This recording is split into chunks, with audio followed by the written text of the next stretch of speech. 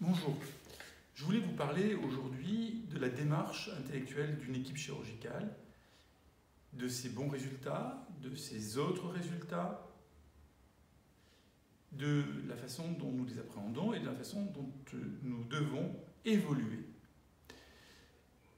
Les résultats sont analysés selon un certain nombre de critères, ce qu'on appelle une étude, en prenant des échantillons de patients.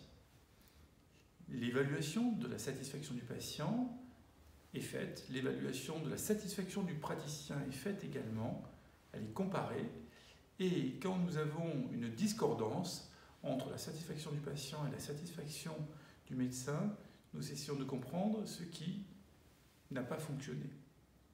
Très souvent, l'insatisfaction du patient correspond à une satisfaction du médecin. Pourquoi ? Parce que le médecin connaît la difficulté technique du geste et considère que le résultat est bon. Le patient, lui, ne connaît pas la technicité du geste et s'attend un petit peu à un résultat fantasmatique. D'où vient le problème ?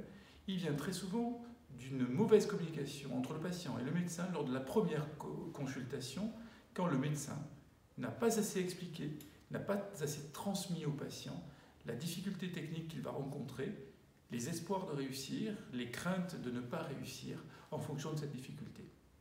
Bien évidemment, en chirurgie esthétique, il y a des attentes irraisonnables, déraisonnables de résultats esthétiques que j'ai coutume d'appeler les interventions sac à main, c'est-à-dire que malheureusement certains patients voudraient s'acheter un résultat esthétique qui n'a rien à voir avec le point de départ, qui n'a rien à voir avec leur physique, comme on s'achète le même sac à main d'une amie.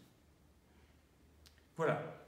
Cette réflexion amène normalement un chirurgien à se remettre en cause toute sa vie professionnelle pour ne cesser d'aller vers la meilleure satisfaction de ses patients et en tout cas une amélioration de ses statistiques. Bonne journée.